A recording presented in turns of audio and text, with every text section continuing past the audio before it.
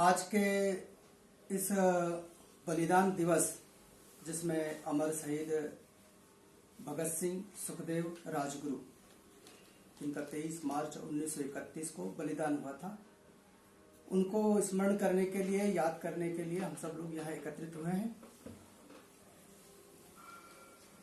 आज के इस व्याख्यान के आयोजनकर्ता आदरणीय धीरेन्द्र जी चतुर्वेदी, डॉक्टर मनोज महेश जी एवं इस व्याख्यान में उपस्थित समस्त शिक्षक एवं प्रज्ञा प्रवाह के कार्यकर्ता। वैसे आज के दिन को इन तीनों क्रांतिकारियों के बलिदान को याद करते हुए हम सब लोग सुबह से देख रहे होंगे सोशल मीडिया पर कई लोग उन वीरों की पंक्तियों को, कविताओं को कुछ लोग लेख के रूप में, कुछ लोग उनकी पंक्तियों के रूप में उनको सोशल मीडिया पर याद कर रहे हैं। ऐसे बलिदानी वीर जिनका छोटा सा जीवन प्रत्येक युवाओं के लिए, प्रत्येक देशभक्त के लिए प्रेरणा बन गया। और ये प्रेरणा बन गया, लेकिन ये जो 23 मार्च 1931 की जो घटना हुई, वो घटना में अंग्रेजों ने उन 3 वीरों को फांसी के फंदे पर चढ़ा दिया। उनको फांसी होने वाली थी 24 मार्च 1931 को, लेकिन जो है एक दिन पूर्व यानी 23 मार्च को उनको फांसी दी गई। उसकी तारीख तय करने के लिए 17 मार्च को विशेष जजों बैठकर, जबकि उनको फांसी 24 को होना थी, तय उनको जो है बदलकर 17 मार्च को बैठकर 23 मार्च कर दिया गया, यानी उनकी मौत के 12 घंटे पूर्व। सामान्यतः किसी को फांसी दी जाती है तो सुबह दी जाती है, लेकिन इनको सुबह के स्थान पर शाम को दी गई। फांसी के बाद में जो फांसी पे झूलते हैं, जो शहीद होते हैं, जो बलिदान होते हैं, उनके शव उनके माता पिता को दिए जाते हैं, परिवारजनों को दिए जाते हैं, लेकिन उनके शव भी उनको नहीं दिए गए। तो ये जो वीर थे, इनके बारे में ऐसा क्यों हुआ, क्या कारण थे, थोड़ी कुछ बातें जो मुझे याद है मैं अपने अनुसार बता सकता हूं, आप सबके सामने वो रखने का प्रयास करता हूं। 2 दृश्य देखिए आप। लाहौर की जेल के अंदर भगत सिंह सुखदेव राजगुरु, उनको एक दिन बाद यानी 24 को फांसी होना थी, लेकिन उसके पहले ही जेल के बाहर हजारों की संख्या में लोग भगत सिंह सुखदेव राजगुरु के शवों को लेने के लिए, उन वीरों के शवों को लेने के लिए एकत्रित हो रहे थे। दूसरा दृश्य यह था कि 23 तारीख को रात को जेल के पीछे की दीवार तोड़ के भगत सिंह सुखदेव राजगुरु के जो है उनके शवों को काट दिया गया, बोरों में भर के सतलज नदी के किनारे उनके ऊपर घास लेट डालकर उनको जलाया जा रहा था, उनका दाह संस्कार किया जा रहा था। कुछ सैनिकों को देख के अंग्रेज भाग गए, वो जो सिपाही थे वो भाग गए और उन जो टुकड़े थे उन टुकड़ों को सतलज नदी में बहा दिया गया। अब प्रश्न खड़ा होता है कि ये वीर जो थे, जिनको इस प्रकार की मौत दी गई, ये कौन थे और अंग्रेज क्यों डरे हुए थे? क्या कारण था कि अंग्रेजों को ये सब करना पड़ा? क्योंकि पूरे देश आंदोलित हो चुका था और उनके बलिदान के बाद वो जो है हजारों लाखों देशभक्तों की प्रेरणा बन गए। क्यों बने प्रेरणा? इसका क्या आज के लोगों को पता है क्या? जितना उनके बारे में जाना चाहिए लोगों के बीच में गया है क्या? ये हमारे सामने प्रश्न खड़ा होता है। लेकिन शायद भगत सिंह ये जानते थे और इसीलिए उन्होंने लिखा था, लिख रहा हूं मैं अंजाम जिसका कल आगाज आएगा, मेरे लहू का हर एक कतरा इंकलाब लाएगा, और मैं रहूं या ना रहूं पर यह वादा है मेरा, मेरे मरने के बाद वतन पे मरने वालों का सैलाब आएगा। आज की पीढ़ी को उन सपूतों के बारे में बताना चाहिए। जो भ्रम पैदा किया गया है वो भ्रम हटाना चाहिए। किस प्रकार के अपने देश के अंदर भ्रम पैदा कर दिए गए। जाने कितने झूले थे फांसी पर, कितनों ने गोली खाई थी, क्यों झूठ बोलते हो साहब कि चरखे से आजादी आई थी। हमारे उन वीरों को गुमनाम कर दिया गया है। ऐसे अनेक वीर हैं जिनको गुमनाम कर दिया गया है। उनको हमको याद करने की जरूरत है। उनको हर क्षण उनके बलिदान को, उनके जीवन को पढ़ने की जरूरत है। प्रेरणा शहीदों से अगर हम नहीं लेंगे, आजादी ढलती हुई सांझ हो जाएगी। और यदि वीरों की पूजा हम नहीं करेंगे तो सच है कि वीरता बांझ हो जाएगी। उन 3 अमर बलिदानी के बारे में मैं कुछ रखने का प्रयास करता हूं। पहले तीनों के जीवन के बारे में कुछ प्रसंग रखना चाहता हूं। पहला वीर सुखदेव। सुखदेव, राजगुरु और भगत सिंह तीनों का जन्म जिस समय हुआ, उस समय देश के अंदर आजादी की एक ज्वाला फैली हुई थी। और उसका बड़ा कारण था, हम सबको पता है कि 1905 के अंदर बंगाल का विभाजन कर दिया गया था। 1905 के अंदर राजगुरु का जन्म हुआ। 1907 के अंदर भगत सिंह और सुखदेव का जन्म हुआ। जब वो पैदा हुए तो उनके कानों के अंदर वो आवाजें आती होगी, वो वंदे मातरम का गीत उनके सामने आता होगा। शायद वही संस्कार थे जो उनको जीवन के लिए प्रेरणा बने। वो गरम दल, नरम दल, ये सब शब्द वो सुनते होंगे बचपन में। और उसी भूमि से, पंजाब की भूमि में पैदा हुए सुखदेव, जिनका पूरा नाम सुखदेव थापर था। इन्होंने लाला लाजपत राय जी से मिलकर चंद्रशेखर आजाद से मिलने का निवेदन किया था। इन्होंने आजादी के स्वप्न देखे थे। इन्होंने स्वतंत्रता की अपने अंदर एक प्रेरणा जगाई थी। अगर हम देखें तो भगत सिंह, सुखदेव दोनों साथ थे, दोनों मित्र थे बचपन के। और वो मित्र होने के साथ साथ उन दोनों ने पढ़ाई भी साथ की थी। लाहौर नेशनल कॉलेज के दोनों सहपाठी थे। और लाहौर नेशनल कॉलेज की जब बात करेंगे तो वो था देशभक्ति का गढ़। एक हम बंगाल कलकत्ता था तो दूसरा लाहौर था। उस लाहौर में भगत सिंह, सुखदेव ये जो है नौजवानों में प्रेरणा जगाया करते थे। नौजवानों को देश के लिए लड़ने के लिए जागरूक करते थे। सुखदेव वो वीर था जब चंद्रशेखर आजाद के सामने भगत सिंह ने अपनी योजना रखी कि मैं इस प्रकार का असेंबली में बम धमाका करने वाला हूं और उसके बाद गिरफ्तारी दूंगा, कोर्ट के अंदर मुझे भाषण देने पड़ेंगे अंग्रेजी में। तो भगत सिंह को अनुमति ना देते हुए चंद्रशेखर आजाद ने कहा, अगर अंग्रेजी बोलने की बात है और इस विषय को कोई रख सकता है तो सुखदेव जाएगा। सुखदेव और राजगुरु दोनों को भेजने का निर्णय लिया गया। लेकिन सुखदेव जानते थे कि ये जो कल्पना है पूरी भगत सिंह की कल्पना है, भगत सिंह का प्लान है। इसको जितने अच्छे से भगत सिंह कर सकता मैं नहीं कर सकता। और इसलिए उन्होंने भगत सिंह को बुलाया और कहा, तू कायर है, तू डरपोक है जो तू वहां जाने से डर रहा है।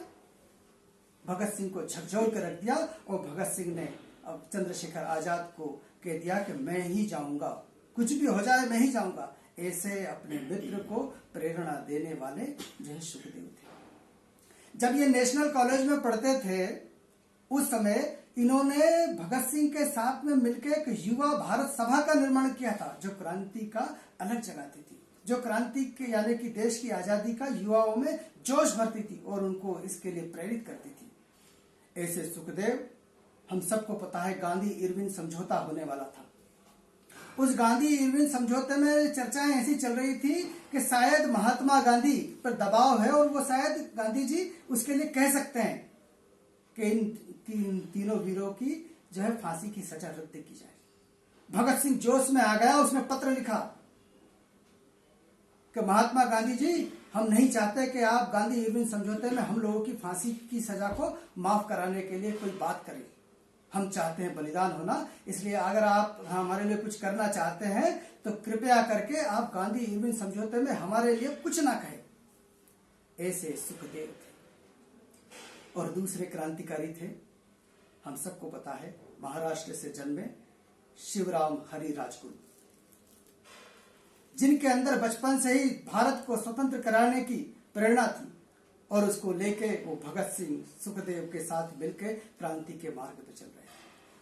उन्होंने ही 19 दिसंबर 1928 को लाला लाजपत राय को जब सैंडर्स ने उनको मारा तो उसका बदला लेना था, जेम्स स्कॉट से उसकी मौत का बदला लेना था, और इसलिए जेम्स स्कॉट को मारने का इन लोगों ने प्लान किया और उस प्लान करके उसको जो है मारने के लिए गए। लेकिन हम सबको पता है किसी ने जो इशारा किया था वो स्कॉट की जगह वहां जेपी सैंडर्स आ गया, और जेपी सैंडर्स को मारने में महत्वपूर्ण भूमिका निभाने वाले राजगुरु थे। तो इस प्रकार की देश के प्रति अपनी एक इच्छा रखते थे। हम सबको पता है कि जो है जेपी सैंडर्स की मृत्यु के बाद पूरे देश में हड़कंप मच गया, अंग्रेजों में हड़कंप मच गया, और इन लोगों ने इन तीनों वीरों को गिरफ्तार करने के लिए पूरी जो है विशेष अभियान चला के इनको कैसे भी गिरफ्तार किया जाए। हमने वो भी जो दृश्य कई बार टीवी पे भी देखा होगा। भगत सिंह जो है हेड लगाए हुए हैं, मूछे रखे हुए हैं, साथ में दुर्गा भाभी वो है, उनके साथ उनका बच्चा सचिन, वो ट्रेन से अलग अलग जगह, भगत सिंह कलकत्ता चले गए, राजगुरु जो है पुणे चले गए, और सुखदेव लखनऊ चले गए। ऐसे तीनों अलग अलग स्थानों पे चले गए थे। हम सबको पता है कि राजगुरु जो थे वो कहाँ गए, पुणे गए, और पुणे में वो अपने राष्ट्रीय स्वयंसेवक संघ के एक कार्यकर्ता के घर रुके। कई दिनों तक रुकने के बाद में वहीं पे डॉक्टर केशव बलिराम हेडगेवार जी से उनकी मुलाकात हुई। उनकी देश को आजाद कराने के लिए कई विषयों पर चर्चा हुई। स्वतंत्रता के बाद देश की क्या स्थिति होना चाहिए, इस विषय पर भी उनके वार्तालाप हुआ। वो उस विषय पे काम करते उसके पहले ही राजगुरु गिरफ्तार हुए। ऐसे ही अगर हम तीसरा जो चेहरा है वो है भगत सिंह, जो इसमें इन तीनों में अधिक चमकता हुआ चेहरा दिखाई देता है।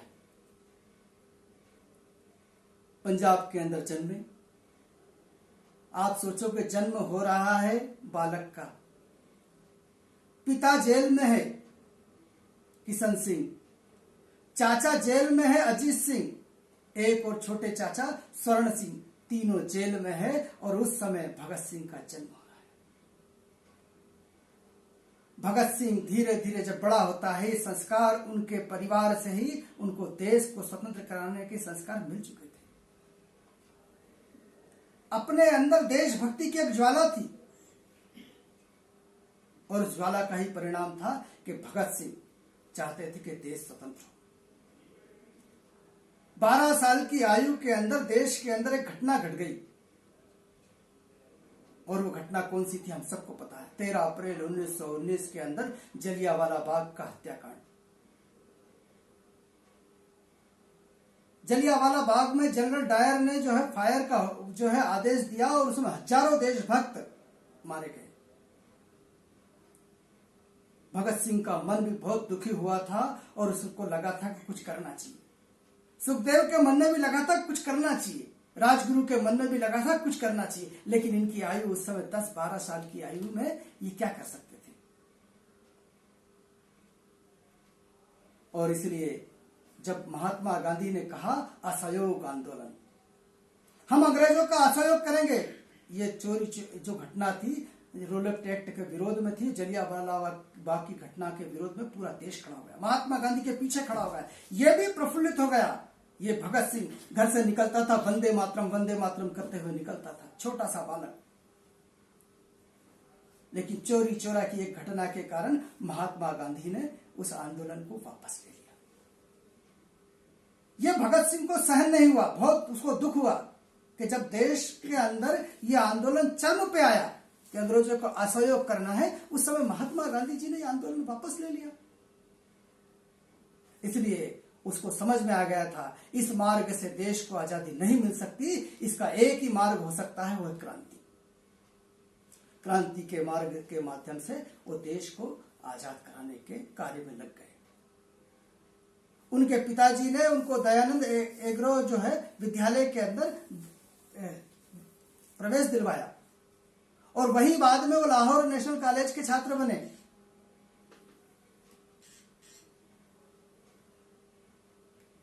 वो उसी कॉलेज के छात्र बने।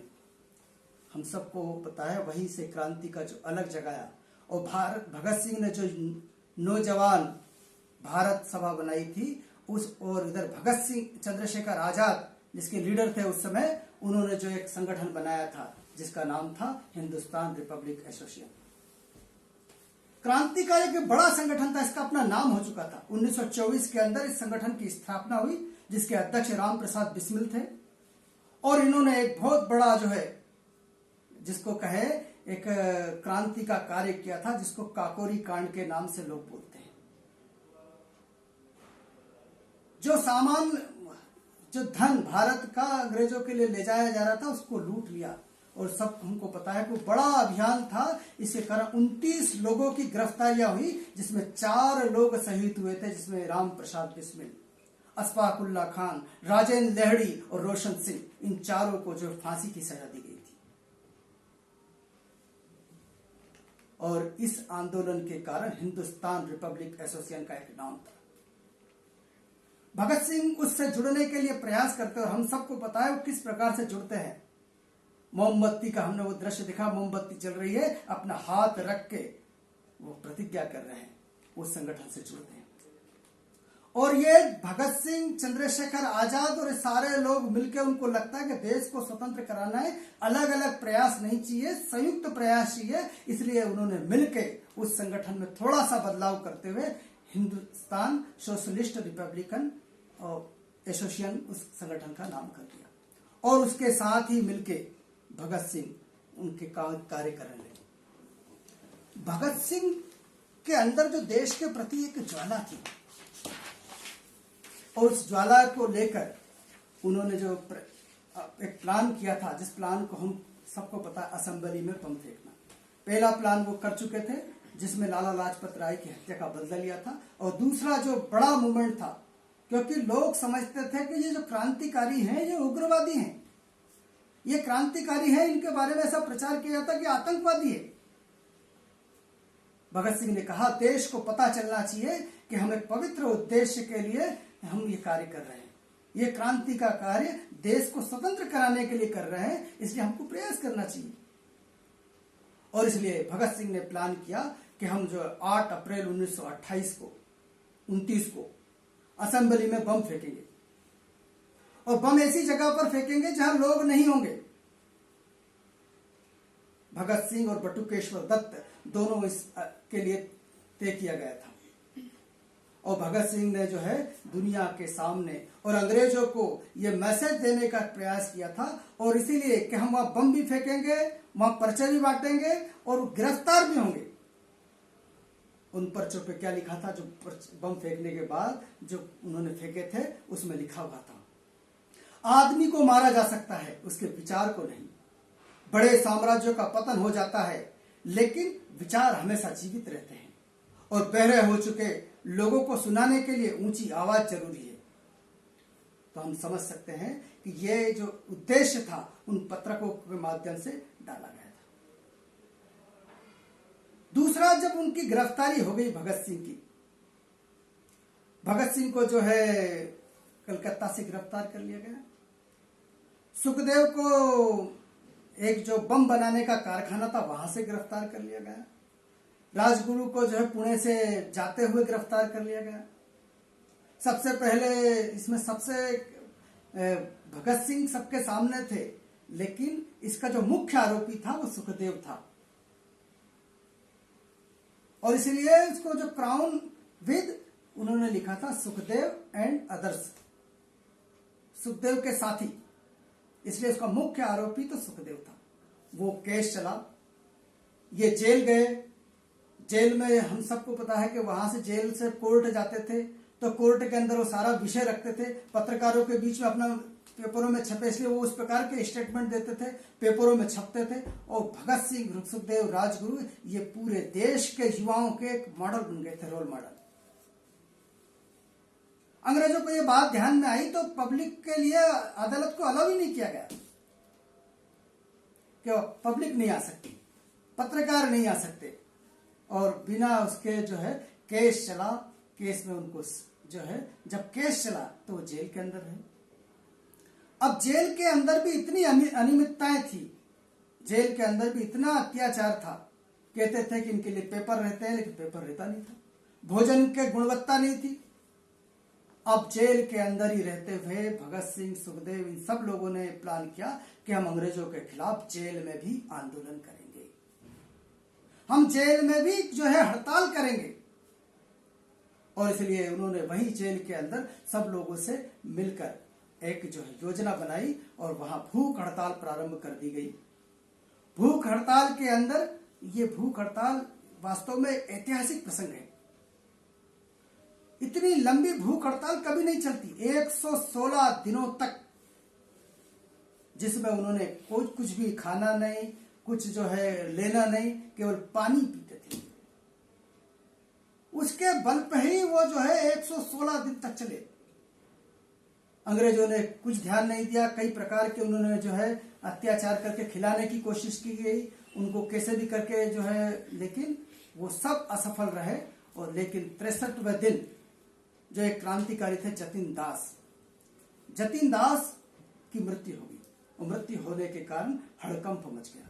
अंग्रेजों को झुकना पड़ा। झुकने के बाद में उनको जो है वहां जेल के अंदर भी इनकी मांगों को मानना पड़ा। और ये जो है जेल के अंदर जो काम किया, इसके कारण भी पूरे देश के अंदर एक क्रांति किस प्रकार की जेल के अंदर भी ये लोग कर रहे हैं, इसलिए ये पूरे देश में एक माहौल बन गया था कि भगत सिंह, सुखदेव, राजगुरु की फांसी को रद्द किया जाए।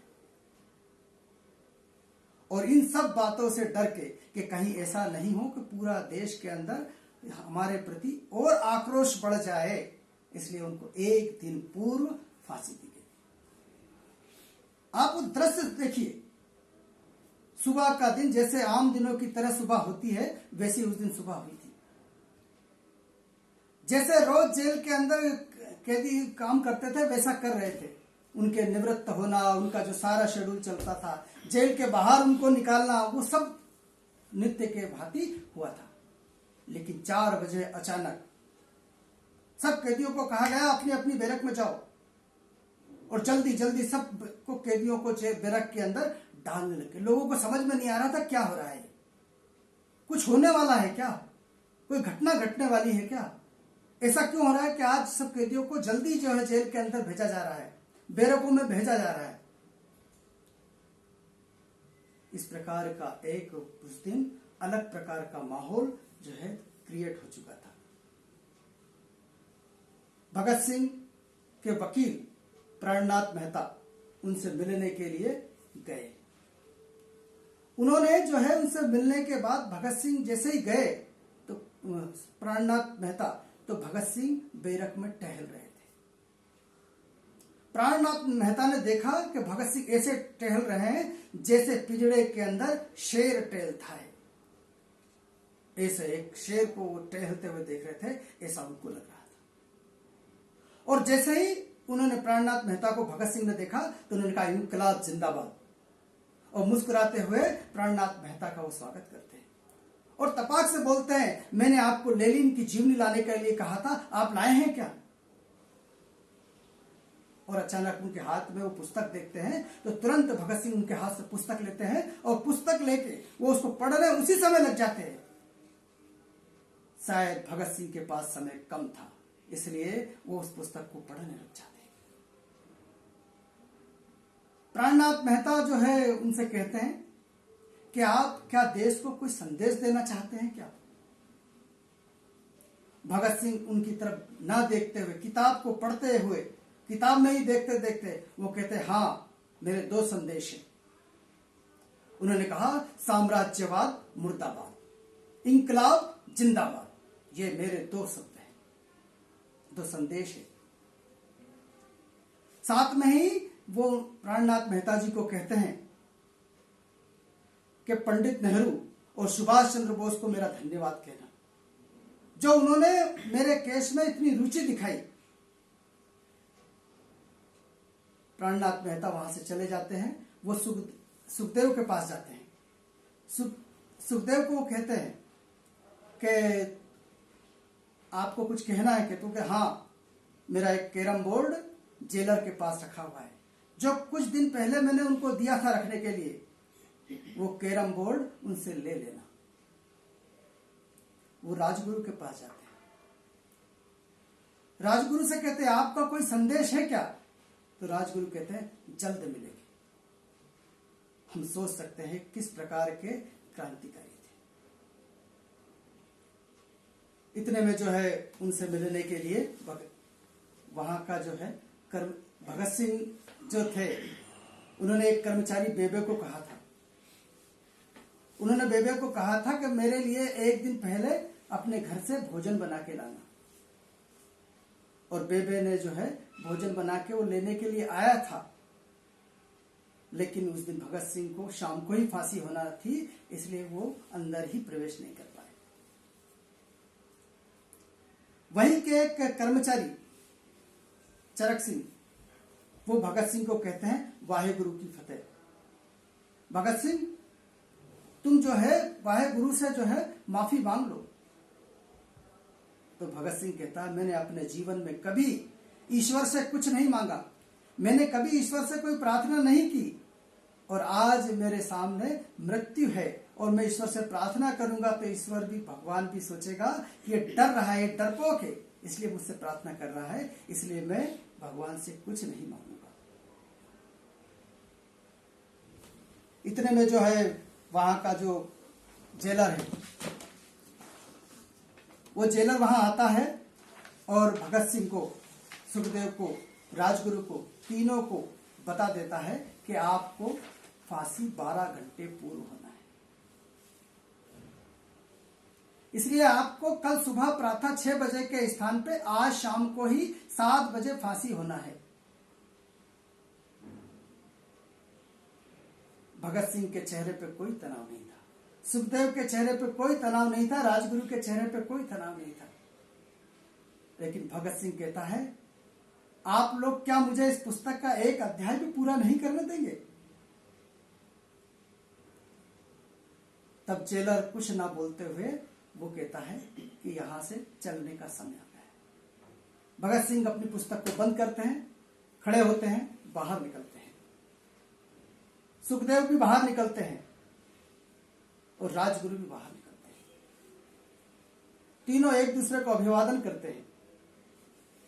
तीनों का वजन तोला जाता है और यहां हम सब लोगों को समझना चाहिए कि वो कितने मस्ती में थे, कितने आनंद में थे कि हम लोगों को देश पे मरने का अवसर मिला है। और इसलिए जब वजन तोला गया तो तीनों का वजन बढ़ा हुआ था, तीनों का वजन जेल में बढ़ चुका था।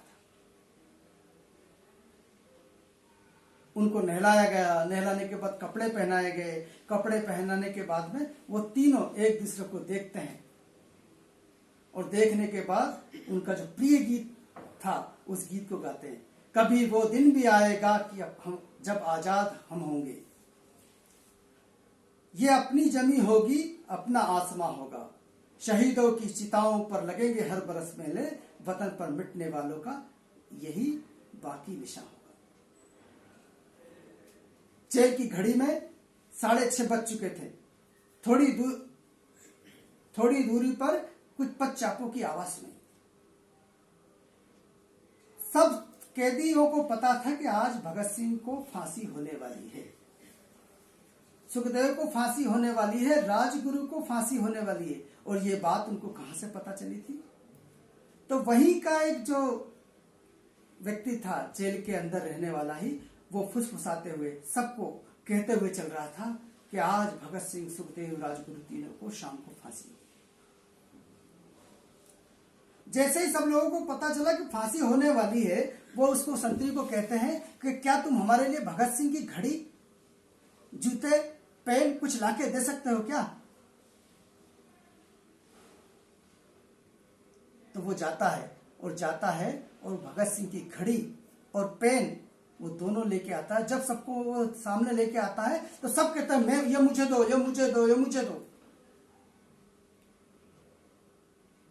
उसने कहा आप क्या करोगे? तो कि हम हमारे परिवार के, हमारे नाते पोते रिश्तेदारों को बताएंगे कि हम भी कभी भगत सिंह के साथ जेल में रहे थे। आप सोचो उस समय भी लक्की ड्रा निकाला गया था कि इनको कौन रखेगा। इसलिए सब लोग ध्यान से एक एक घटनाओं को देख रहे थे कि शायद भगत सिंह कब निकले। और उसी समय थोड़ी दूरी पे कैदियों ने थोड़ी दूरी पे आवाज सुनी, जूतों की आवाज सुनी, हल्की हल्की आवाजें, पदचापों की आवाज सुनी और साथ में गीत सुना, माए रंग दे बसंती चोला। सपने में देखा था जिसको आज वही दिन आया है, सूली के पार खड़ी मां उसने हमें बुलाया है, हम वापस आएंगे लेकर आजादी का डोला, माए रंग दे बसंती चोला। वो चल रहे थे, उन्होंने जो है जोर से नारे लगाना चालू किए, इंकलाब जिंदाबाद, हिंदुस्तान आजाद हो।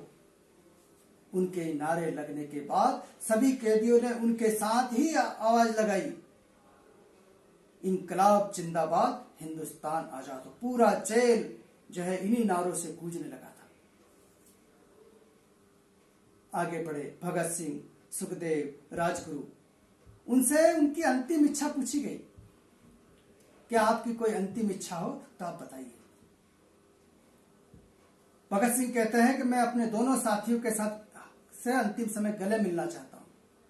उनकी अंतिम इच्छा पूरी करी गई, तीनों के हाथ खोले गए, तीनों गले मिले और गले मिलने के बाद ठीक जो है 7:30 बज चुके थे। उन तीनों को फांसी की तरफ, फंदे की तरफ इशारा किया गया। तीनों जो है गर्व के साथ सिंह की तरह उन फांसी के फंदों की ओर बढ़े। तीनों ने उन फांसी के फंदों को चूमा और चूमने के साथ ही अपने जो है गलों को उन फांसी के फंदों में डाल दिया। जल्लाद ने उनके हाथ पैर बांध दिए और ठीक 7:33 पे उन जो है फांसियों के फंदे के ऊपर भगत सिंह, सुखदेव, राजगुरु झूलते हुए थे। उनके पैरों के नीचे के तख्तों को हटा दिया गया था। कुछ देर वहां रहने के बाद उन तीनों को उतारा गया और उनको मृत घोषित कर दिया। वहीं पे रहने वाला एक जो संतरी था वो जो है दौड़ा और दूर जाके रोने लगा। और रोते रोते वो इतना रोया क्योंकि उसने हमेशा कई कैदियों को फांसी पे झूलते हुए देखा था, पर पहली बार ऐसे लोगों को देखा था जो फांसी के फंदे को हंसते हंसते चूम रहे थे। भगत सिंह से एक बार